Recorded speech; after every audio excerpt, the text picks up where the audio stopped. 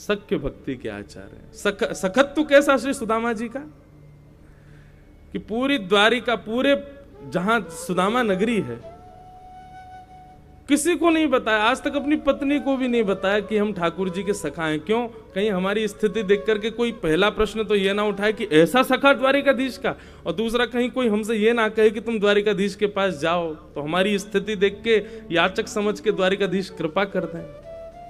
यहां व्यक्तियों की स्थिति ऐसी हो गई, अपनी गाड़ी पर लिखवा लेते हैं पूर्व विधायक और नीचे लिख देंगे उसके पड़ोसी।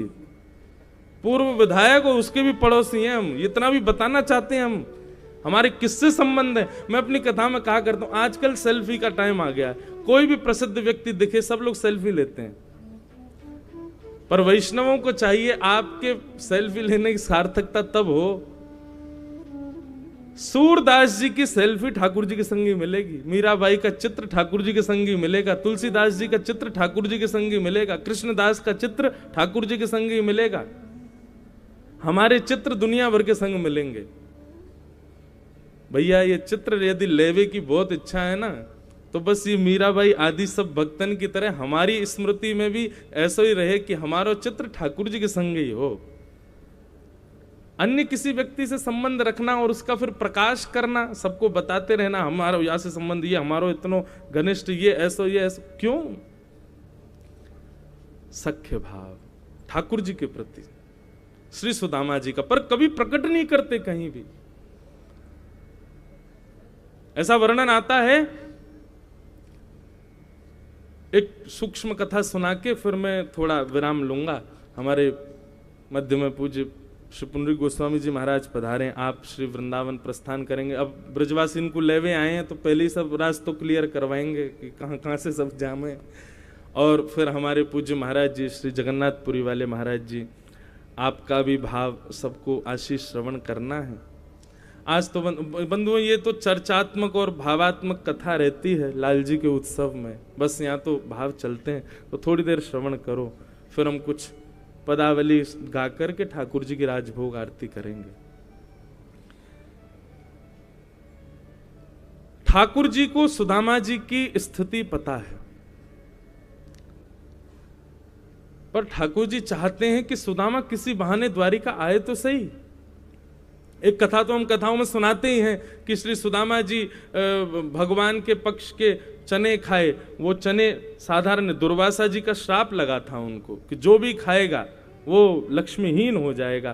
तो सुदामा जी ने विचार किया फेंक देंगे तो कहीं अंकुरित होकर वृक्ष ना बन जाए, किसी को दे देंगे कोई खा ना ले, कुछ भी इसका अनहित ना हो जाए, इसलिए ठाकुर जी के पक्ष के अपने पक्ष के दोनों चने सुदामा जी ने खा लिए। और उसी वजह से ऐसा तो मैं कह देता हूं कथा में कि ये द्वारिका सोने की नगरी है ना, द्वारिका में इतना वैभव जो है ना, ये सुदामा जी की भेंट है द्वारिकाधीश को, या उनके पक्ष की लक्ष्मी विराजती है द्वारिका में।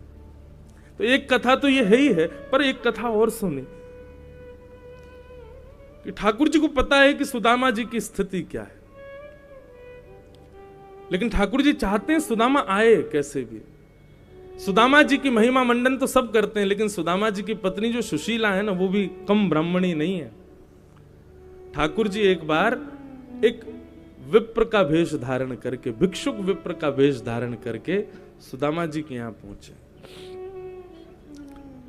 और भिक्षुक यदि आवे विप्र तो भाई कौन उसको खाली हाथ जाने देता, कोई नहीं। सुदामा जी के द्वार पर जाकर के ठाकुर जी भिक्षुक एक विप्र बन करके आए और भिक्षा की याचना करने लगे। सुदामा जी की पत्नी द्वार पर आई, आकर के बोली, महाराज जी क्षमा करें, हमारे घर में सोवर लगे हैं, मैंने पुत्र को जन्म दिया है, इसलिए हमारे घर में सोवर हैं, मैं आपको कुछ नहीं दे पाऊंगी। ठाकुर जी ने पूछा तो ठीक है, सोवर तो पूरे हो जाएंगे इतने दिन बाद, तब हम आएंगे दोबारा नगरी में, तब आपको। बोले नहीं, मेरे यहां का सोवर अनंत काल का है, वो कभी खत्म नहीं होने वाला। भिक्षुक रूप में ठाकुर जी बोले, ऐसा कैसा सोवर है जो जीवन पर्यंत रहने वाला है? पत्नी कहती है कि हमने श्रीहीन पुत्र को जन्म दिया है। हमारे घर में श्रीहीनता है, और श्रीहीन पुत्र जब घर में जन्म लेता है, मतलब उनका कहने का भाव ऐसा था कि हमारे घर में श्रीहीनता है, कोई पुत्र ऐसा नहीं था, ये भाव नहीं समझना। वो कहना है अपने भाव को किसी अन्य भाव में बता रही हैं कि हमारे घर में श्रीहीन पुत्र ने जन्म लिया है और उसका सोवर तो अनंत काल तक रहेगा। तब वो विप्र बोले, अरे तुमको अंधेरे में रखा गया है, तुमको बातें बताई नहीं गई हैं, तुम जानती नहीं हो कुछ भी। सुशीला बोली, क्या बताना चाहते हैं भगवान? आपको पता है एक ही जोड़ी कपड़ा है मेरे पास में, मैं इसी में ही अपना पूरा जीवन व्यतीत करती हूँ। दुनिया के लोग ये भैया ये युगल कबूतर रोज कथा सुनते हैं, कौन है पता नहीं, लेकिन इनको प्रणाम है। ये कभी वहां बैठते हैं, कभी यहाँ बैठते हैं, और ये पूरी कथा में विराजे हैं। जय हो। और कहते हैं कि युगल यदि सुने तो निश्चित कोई भाव, अब सब बड़े जन बैठे हैं ये बताएंगे, लेकिन ये युगल रोज सुन रहे हैं, डेली उत्सव में भी आते हैं, रात्रि में। जय हो। बोलो द्वारिकाधीश की जय। तो मैं क्या बता रहा था? हाँ, तो बोले तुमको अंधेरे में रखा गया, तुमको बताया नहीं गया है। सुशीला जी बोली, क्या बात है बताओ। बोले, आपके जो पतिदेव है ना, इधर देखो यहां देखो, आपके जो पतिदेव है ना, इनके सखा हैं श्री द्वारिकाधीश। भगवान ने स्वयं अपना परिचय जाकर के दिया सुशीला जी को, क्योंकि सुदामा जी तो बताते ही नहीं थे कभी भी। वो इतनी अंतर्निष्ठ भक्ति करते थे कि कहीं कोई मेरी स्थिति देख करके प्रश्न चिन्ह ना उठाए कि एक गुरु के दो शिष्य, इतना अंतर दोनों में। और ऐसा कैसा सखत्व कि कृष्ण पूरे विश्व को देते हैं, अपने मित्र को नहीं दे पा रहे, तो कहीं कोई ये प्रश्न ना उठा दे ठाकुर जी के ऊपर। इसलिए सुदामा जी मौन रहते हैं, बताते नहीं किसी को। और बंधु एक बात कहूं, संबंध प्रेम वो सबसे अच्छा जो गोपनीय रहता हो, जिसका ढिंडोरा पीट दिया जाता है, जिसका पूरे विश्व में प्रकाश कर दिया जाता है, वो प्रेम पर टिक नहीं पाता। इसलिए आजकल क्या हो गया है, भक्ति तो बड़ी है लोगों में, लेकिन सब जगह बताने की हो गई है कि मैंने क्या किया, मेरे क्या अनुष्ठान होते हैं, मैं कब वृंदावन जाता हूं, कितनी माला जपता हूं, कितना नाम जप करता हूं, कितना ये करते हैं। क्यों?